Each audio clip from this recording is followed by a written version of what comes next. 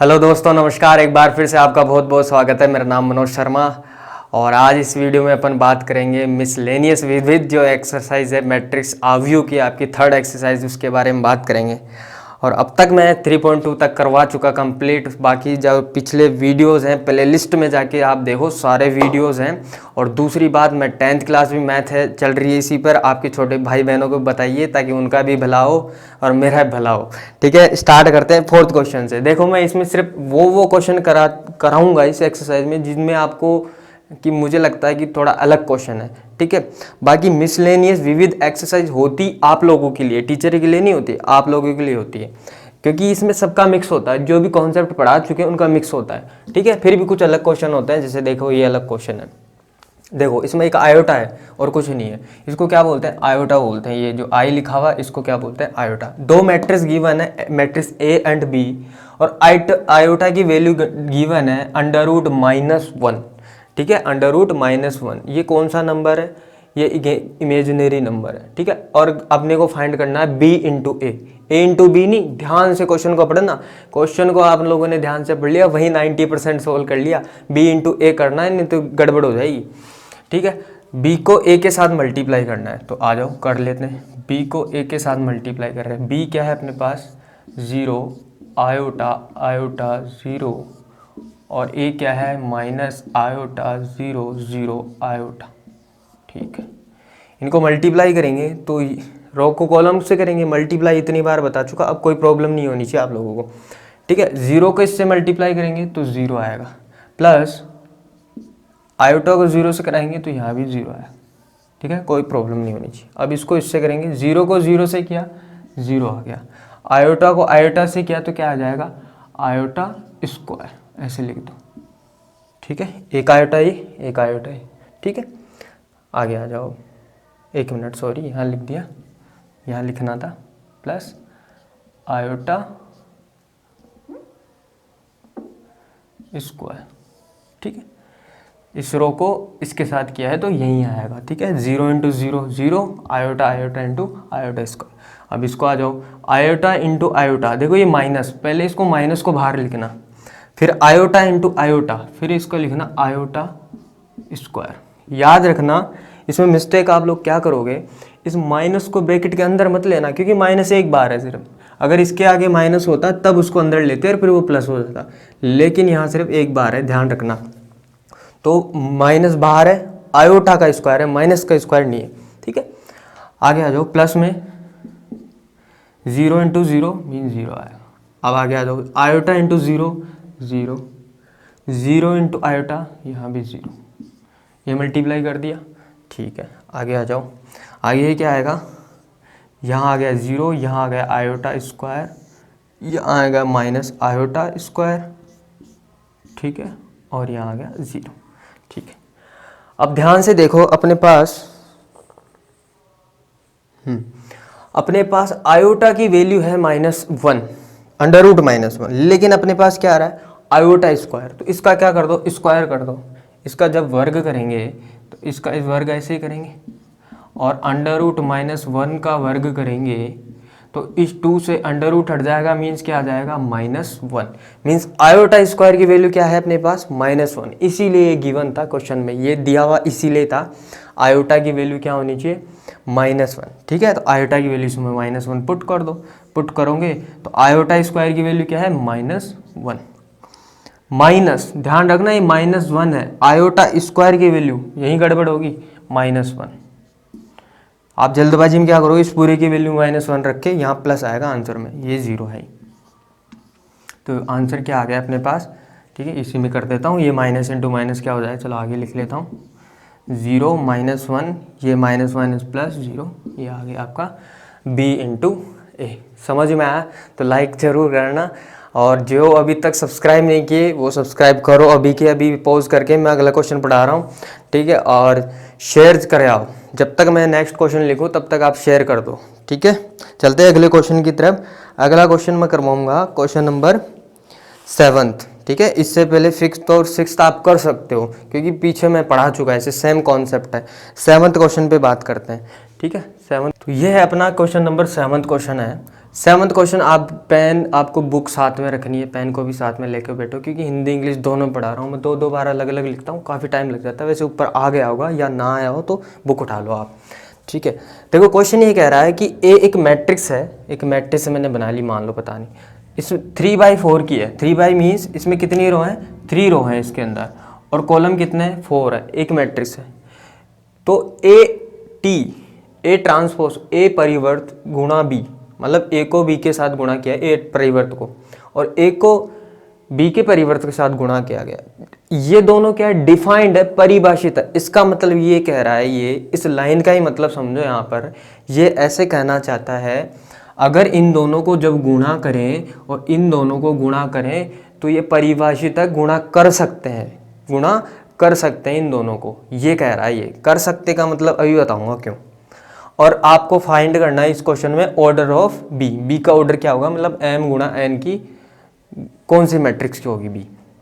अब इसका मतलब समझो, ये क्या कहना चाह रहा है यहाँ पर, ये कहना चाह रहा है कि जब ए का जब परिवर्त करो, ट्रांसपोज करो, और उसको बी के साथ गुणा कर सकते हैं, गुणा कर सकते हैं। अब गुणा कर सकते हैं ये बात कर रहा है, इसका मतलब ये तो आपको पता होना चाहिए कि मल्टीप्लाई करने के लिए, दो मैट्रिक्स को मल्टीप्लाई करने के लिए, मैंने कई बार पीछे वीडियोस में बता दिया कि कुछ शर्तें होती है, कुछ कंडीशन होती है। कंडीशन क्या क्या होती है मैं बता देता हूँ। सबसे पहले इसकी बात करते हैं। देखो ये क्या लिखा हुआ अपने पास, ये लिखा हुआ ए टी गुणा बी, मतलब ए ट्रांसपोज को गुणा किया गया है किसके साथ, बी ट्रांसपोज को, ठीक है। और इधर ए को गुणा किया है मैट्रिक्स को बी ट्रांसपोज के साथ, ठीक है। ए ट्रांसपोज क्या होगा पहले बताओ, ए का परिवर्त क्या होगा, ए ये है, इसका परिवर्त, ए का परिवर्त क्या होगा, परिवर्त का मतलब मैंने बता दिया, रोज को किस में कन्वर्ट हो जाती है, कॉलम में। रो तो चली जाएगी कॉलम के पास और कॉलम चले जाएंगे रो में, मीन्स उल्टा हो जाएगा, 4 × 3। तो ए ट्रांसपोज ए परिवर्त का क्रम ऑर्डर क्या हो जाएगा, 4 × 3। तो इसका ऑर्डर क्या हो जाएगा, 4 × 3। ये बात समझ में आई। परिवर्त तो समझ में आता होगा ना, रोज को कॉलम में, ठीक है, पिछले वीडियोस में दिया रखा है, अगर नहीं पता तो देख लेना जाके, ठीक है। गुणा बी का तो ऑर्डर पता ही नहीं अपने को, बी का ऑर्डर नहीं पता तो इसको लिख दो एम गुणा एन। ये समझा रहा हूँ मैं, ठीक है, समझाने के लिए लिख रहा हूँ, करना कैसे वो भी बात करेंगे, ठीक है। अब इधर देखो, ये बराबर और अब क्वेश्चन, ए का ऑर्डर क्या है, ए का ऑर्डर है अपने पास 3 × 4, बी ट्रांसपोज। अब मुझे एक बात बताओ, बी ये है, ट्रांसपोज मीन्स एन गुणा एम, उल्टे हो जाएंगे, ये रो है, रो कॉलम की जगह चले, मतलब यहाँ पर क्या लिख सकते हैं, एन गुणा एम, ऐसे ही करेंगे उल्टा, बी का ट्रांसपोज, ठीक है। रो और कॉलम एक्सचेंज होती है, वही बात है, ठीक है। अब ये क्या कह रहा है कि ये परिभाषित है, मीन्स इन दोनों को गुणा कर सकते हैं, गुणा इन दोनों को भी कर सकते हैं। गुणा करने की कंडीशन क्या होती है, ये ध्यान रखना आपको, मैं कितनी बार बता चुका, गुणा करने के लिए कंडीशन क्या होती है, ये दोनों बीच वाले बराबर होने चाहिए हमेशा। मीन्स यहाँ पर जो संख्या है वही संख्या यहाँ होनी चाहिए। मतलब ये कहना चाह रहा हूँ, इसमें जितने कॉलम है, ये रो की संख्या है, ये कॉलम की संख्या है, और इसमें ये रो की संख्या है, ये कॉलम की संख्या है, तो इसकी कॉलम की संख्या इसकी रो के बराबर होनी चाहिए। मतलब ये दोनों बीच वाले बराबर होने चाहिए हमेशा, तभी गुणा कर सकते हो और मल्टीप्लाई कर सकते हो दो मैट्रिक्स, अदरवाइज नहीं कर सकते हो। ये कहना चाह रहा हूँ मैं, ये दोनों क्या होने चाहिए, हमेशा ये दोनों बराबर होने चाहिए। मतलब इसकी तो कॉलम की संख्या और इसकी दूसरी वाली मैट्रिक्स की रो की संख्या, ये नियम है, ठीक है, कई बार बता चुका पीछे वाले वीडियोस में, फिर बता दें। इसका मतलब ये दोनों बराबर होने चाहिए, तो यहाँ भी क्या आना चाहिए, 3 आना चाहिए। मतलब m की वैल्यू क्या है यहाँ पर अपने पास, 3 आ गई। m की वैल्यू क्या होनी चाहिए, 3। ये शर्त है, मल्टीप्लाई करने के लिए दोनों बराबर होने चाहिए। बराबर होने के लिए यहाँ क्या आना चाहिए, 3 आना चाहिए। समझ में आया, यहाँ 3 क्या है, m की वैल्यू क्या आई, ठीक है। अब इधर आ जाऊँ, फिर यहाँ दोनों को गुणा किया जा रहा है, गुणा किया जा रहा है कि नहीं, फिर वही बात, गुणा करने, उसने कहा है कि गुणा कर सकते हैं, गुणा कर सकते हैं तभी कर सकते हैं जब यहाँ पर ये दोनों बीच वाले बराबर हों। मैंने फिर बताया, दोनों बीच वाले क्या होने चाहिए, बराबर होने चाहिए। मीन्स n की वैल्यू क्या होनी चाहिए, 4 होनी चाहिए। मीन्स समझ में आ गई बात। तो ऑर्डर m और n क्या वैल्यू क्या आ गई, ये आ गई। तो b की वैल्यू क्या आ गई, b का ऑर्डर क्या होना चाहिए, क्या होना चाहिए, m की वैल्यू क्या है 3 और n की वैल्यू क्या आ गई 4, ठीक है। तो 3 × 4 की मैट्रिक्स होगी कौन, बी। ये अगला क्वेश्चन है अपना, क्वेश्चन नंबर 8 है, ठीक है। क्वेश्चन नंबर 8 आप बुक में देख लो, अच्छे से क्वेश्चन को देखो। क्वेश्चन ये कह रहा है कि ए अपने पास एक मैट्रिक्स है और ए एक सिमेट्रिक अवयव है, सममित अवयव है। अब मैंने सिमेट्रिक सममित क्या होता है बता दिया, पहले वापस से बता देता हूँ क्या होता है। सममित सिमेट्रिक का मतलब ये है कि जब इसका परिवर्त करें, ट्रांसपोज करें, रोज को कॉलम में कन्वर्ट करें या को है ना, तो सेम वो ही क्या आना चाहिए, वो ही मैट्रिक्स आनी चाहिए, कुछ चेंज ना हो, सेम की सेम वो की वो मैट्रिक्स आ जाए। मतलब जब इन रोज को और कॉलम्स को चेंज करेंगे, ट्रांसपोज परिवर्त करेंगे, ये की यही मैट्रिक्स आएगी। अब देखो इसमें कंडीशन क्या होती है, कंडीशन ये होती है इसके अंदर, देखो बच्चों, ये जो जैसे मान लो ये वाला एलिमेंट उठाता हूँ मैं, ये 1 - 1 है, ये कौन से नंबर का है, ए से डिनोट करते हैं तत्वों को, एलिमेंट अवयवों को, ठीक है। ये है अपने पास फर्स्ट तो रो है इसमें, और कॉलम कौन सा है, दूसरा, A12, ठीक है। तो जब इसका परिवर्त करेंगे तो ये जाएगा A21 की जगह, कौन सी जगह जाएगा, ये पलट जाएंगे ये दोनों, ये क्रम बदल जाएगा, मीन्स रो तो कॉलम की जगह चला जाएगा और कॉलम रो की जगह चला जाएगा। समझ में आई बात, ठीक है। वैसे मान लो मैं इसकी बात करता हूँ, ये जो है अपने पास -1, ये इसकी बात करता हूँ। ये जो -1 है ये कौन सी जगह है, ये कौन सी जगह है, दूसरी तो रो में और फर्स्ट कॉलम में। तो जब इसका परिवर्त कर देंगे तो ये कहाँ चला जाएगा, ये दोनों एक्सचेंज हो जाएंगे 1 और 2 में। बात समझ में आ रही है। जब परिवर्त करेंगे तो ये कौन सी पोजीशन पे चला जाएगा, इस पोजीशन पे चला जाएगा, ठीक है। जैसे मैं -3 उठाऊँ, ठीक है, जैसे मैं 4 उठाऊँ, यहाँ पर 4 है, 4 इसमें कौन सी कंडीशन पे है, ये A है, ये है दूसरी रो में, दूसरी रो में है 4, कॉलम कौन सा है इसके पास, थर्ड वाला। तो अभी तो ये इसमें है, लेकिन जब इसका परिवर्त करेंगे इस मैट्रिक्स का तो ये क्रम बदल जाएगा, 3 × 2। बात समझ में आ रही है, 3 × 2 में चला जाएगा, ठीक है। तो इसका मान क्या आ जाएगा, A32 पे क्या आ जाएगा, ये आ जाएगा। अब मुझे ये बताओ अभी A32 पे क्या है, A32 पे अभी क्या है, A302, 302 कहाँ है, मतलब थर्ड रो ये रही, दूसरा कॉलम, फर्स्ट कॉलम दूसरा कॉलम, तो A23 ये वाला ही तो एलिमेंट है, A32 ये वाला ही तो एलिमेंट है, third column, sorry third row, third पंक्ति और दूसरा कॉलम दूसरा स्तंभ, तो ये वाला ही है। बात समझ में आई। तो -x, तो -x की वैल्यू क्या आ गई अपने पास, यहाँ पर अपने को पता है A32 क्या है, -x है, ठीक है। और यहाँ पर A32 की वैल्यू क्या है, 4 है, तो x की वैल्यू क्या आ गई, -4। तो x की वैल्यू ये आ गए आंसर। अगर ये चीज़ें समझ में नहीं आ रही तो वापस से देखो ये क्या है, इसके अंदर मैं करके ही बता देता हूँ, इसका परिवर्त ट्रांसपोज और अच्छे समझ में आ जाएगा। देखो जब इसका परिवर्त करेंगे तो क्या आ जाएगा, -2, ये रो कंप्लीट इस कॉलम में आ जाएगी, -1 ये वाला लिख रहा हूँ, ये वाला यहाँ, ठीक है। फिर ये यहाँ, फिर ये यहाँ, फिर ये यहाँ, ये रो उठा के कॉलम में कन्वर्ट कर दी, रो को उठा के कॉलम में कन्वर्ट करना, ये तो ट्रांसपोज होता है। 1 - x -3, चीज़ें समझ में आ रही। अब मुझे बताओ ये यहाँ था पहले x, ये भी यहाँ चला गया, मतलब ये दोनों बराबर है, कौन है, ये दोनों बराबर है, चीज़ें समझ में आ रही है। तो जब सिमेट्रिक सममित अवयव का यही मतलब होता है, जब उसको चेंज परिवर्त करें तो दोनों बराबर होने चाहिए, मीन्स A बराबर होना चाहिए A ट्रांसपोज के, मतलब ये दोनों मैट्रिक्स बराबर हैं। जब ये दोनों मैट्रिक्स बराबर हैं तो इसे सारे अवयव एक दूसरे के बराबर हो जाते हैं। तो ये 4 किसके बराबर हो जाएगा, -x के, ये -x किसके बराबर हो जाएगा, 4 के, कुछ किसी को भी ले लो एक ही आंसर आएगा, क्या, x - 4। यही चीज़ मैं यहाँ समझाना चाह रहा था। ये जो क्वेश्चन है, क्वेश्चन नंबर 9 मिसलेनियस में, जो 3.1 में जो 5th क्वेश्चन है, सेम वैसा ही क्वेश्चन है, मैं करवा चुका हूँ, वहाँ 3 क्वेश्चन करवाए थे, लेकिन फिर से एक बार वापस देख लो। वैसे कर सकते हो आप लोग, या कईयों ने कर भी लिया होगा, कि समझाने की ज़रूरत नहीं है। क्या है इसके अंदर, एक 3 × 3 की एक B मैट्रिक्स है, अवयव है B, ठीक है, वो बनाना है किसकी हेल्प से, इस फॉर्मूले की हेल्प से, ठीक है। पहले लिख लो B, 3 × 3 का मैट्रिक्स लिख लो। B क्या होनी चाहिए, देखो A11, A12, A13, ये बनाना आना चाहिए आपको, A दूसरी रो फर्स्ट कॉलम, ठीक है, ऐसे लिख लिया करो, या A पहले A लिख लो, चलो मैं आसान भाषा में समझा देता हूँ कैसे बनाना है इसको।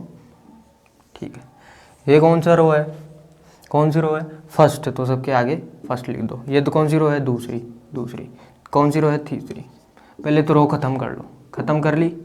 ठीक है, रो ख़त्म करने के बाद में कॉलम आ जाओ। ये कौन सा कॉलम है, फर्स्ट, तो सबके आगे 1 लगा दो। ये कौन सा कॉलम है, दूसरा, तो सबके आगे 2 लगा दो। ये कौन सा कॉलम है, तीसरा, तो सबके आगे 3 लगा दो। कोई दिक्कत नहीं आनी चाहिए। ठीक है, यहाँ बी लेना है, सबको क्या लेना है, बी लेना है, क्योंकि यहाँ क्या लिखा हुआ है, बी है। यहाँ सब क्या है, बी है। बी के फॉर्म में शो किया है, किसी में भी कर सकते हो, बी लिखो, ए लिखो, सी लिखो, एक ही बात है। लेकिन प्रॉपर क्वेश्चन तभी होगा जब यहाँ आप बी लिखते हो, ज़्यादा अच्छा लगेगा। ठीक है, कब के वो होते हैं ना, शक्ल तो अच्छी है लेकिन सजना धजना पड़ता है ना, वैसे क्वेश्चन को भी थोड़ा सजाना धजाना पड़ता है अच्छे मार्क्स के लिए। ठीक है, वही बात है। देखो, तो B11 निकालते हैं सबसे पहले। B11 का मतलब आयोटा की वैल्यू क्या है, 1, और J की वैल्यू क्या है, 1, 1, 1। इसमें पुट कर दो। ठीक है, इसमें पुट करेंगे तो मतलब आयोटा और J, तो क्या वैल्यू आ जाएगी अपने पास, I की वैल्यू क्या है, 1, और J की वैल्यू भी क्या है, 1, तो क्या आ जाएगा, 1। तो B11 की वैल्यू क्या आ गई अपने पास, 1 आ गई। ठीक है, B11 की वैल्यू क्या आ गई, 1 आ गई। जैसे जैसे निकालते जाओ, रिपोर्ट करते जाओ। B12 क्या हो जाएगा, सीधा सीधा इन दोनों को मल्टीप्लाई करते जाओ, आता जाएगा। आयोटा की वैल्यू 1 है, J की वैल्यू 2 है, 1 2, यहाँ तो क्या आ जाएगा, 2 आ जाएगा। बड़ी आसानी, इतनी कैलकुलेशन करने की जरूरत नहीं है। आप इन दोनों को गुणा करो, यहाँ लिखो 1 × 3 3 लिखो, 2 × 1 2 लिखो, 2 × 2 4 लिखो, 2 × 3 6 लिखो, 3 × 1 3 लिखो। समझ में आ रही है बात, तो इतना भी करने की ज़रूरत नहीं है। ठीक है, चलो, लेकिन प्रोसेस तो फॉलो करनी है अपने को। 1 × 3 क्वेश्चन दिया है तो क्वेश्चन पूरा सोल्व करना ही पड़ेगा, ऐसे शॉर्ट मत कर देना। 1 × 3, आयोटा की वैल्यू 1 है, J की वैल्यू 3 है, कितना आ जाएगा, 3, तो यहाँ क्या आ जाएगा, 3। क्वेश्चन समझ में आ गया होगा आप लोगों को, आगे आप कर सकते हो शायद, आई थिंक। तो सीधा सीधा लिख दो, 2 × 2, आप कंप्लीट करना, टाइम फालतू वीडियो बड़ा होता है इसलिए। 2 × 2 यहाँ 4 आएगा, 2 × 3 यहाँ 6 आएगा। आसान सवाल है, 12th क्लास में हो गई। 3 × 1 3 आएगा, 3 × 2 6 आएगा, और यहाँ 3 × 3 9 आएगा। पूरी प्रोसेस फॉलो कर देना, समझ में आएगा। दोनों को आयोटा J को गुणा करके इसमें रखना है। ठीक है, चलते हैं अगले क्वेश्चन की तरफ। तो आइए अगले क्वेश्चन की तरफ चलते हैं। यह है अपना 11 क्वेश्चन नंबर 11। इसमें क्या दे रखा है, इसमें अपने को सम फाइंड करना है, किसका, सिमेट्रिक और एसिमेट्रिक है। आपके क्वेश्चन ऊपर आ गए हो या बुक लेके बैठो आप लोग। मतलब योग निकालना है हिंदी मीडियम वालों के लिए, सममित और असममित अवयव का योग निकालना है। ठीक है, और अवयव मैट्रिक्स दे रखी ये, इसका सममित और असममित का, सिमेट्रिक और एसिमेट्रिक का योग निकालना का है, सम निकालना है। सम मतलब योग निकालना है। अब मैंने एक चीज़ लिख दी बगल में, सर ये क्या लिख दिया, ये तो कुछ समझ में नहीं आया, ये क्या गड़बड़ है, ये कौन सा फॉर्मूला लिख दिया। देखो इधर, देखो ये फॉर्मूला इसलिए आया है। पहली बात तो एक बात बताओ, सिमेट्रिक मतलब क्या होता है, सेम, कि उसका ट्रांसपोज परिवर्त करने पर वो का वो आ जाए। चलो ठीक है, देखते हैं एक बार। जब ए का ट्रांसपोज मैंने किया, चीज़ों को आराम आराम समझाऊंगा, मैं अभी बता देता करके 2 मिनट में कैलकुलेशन, लेकिन मैं समझाऊंगा ये क्या चीज़ है, ये क्या बला है, क्यों बनी है ऐसी। ठीक है, इसका जब ट्रांसपोज किया तो 6 2, ये इधर आ जाएगा, 5 4 उधर चला जाएगा। ऐसे ही करते हैं रोज़ को कॉलम में। मुझे ये बताओ, सिमेट्रिक जब परिवर्त किया तो सिमेट्रिक सममित का मतलब ये होता है कि ये दोनों बराबर होने चाहिए। ये बराबर है क्या, देखो 6 2 2 यहाँ 2 है, 5 है, बराबर तो ये नहीं, 6 4 बराबर, ये दोनों बदल गए। इसका मतलब ये सिमेट्रिक सममित तो आया नहीं, तो क्या करें, ये सममित है और विषम सममित क्या होता है, ये -80 वाला है, ये वाला विषम सममित होता है, लेकिन ये भी नहीं आएगा। तो करे क्या, जब सममित असममित ही नहीं बन रहा, सिमेट्रिक एसिमेट्रिक ही नहीं बन रहा, तो करे क्या। देखो अभी इधर ध्यान से, कहानी क्या है, ये फॉर्मूला देखो, इसको ध्यान से समझो। इसको, ये क्या चीज़ लिखी हुई यहाँ पर, जो ये चीज़ लिखी हुई ना, ये इसको तो बोलते हैं सम ऑफ सिमेट्रिक। ठीक है, पूरा लिख लेना, मतलब सममित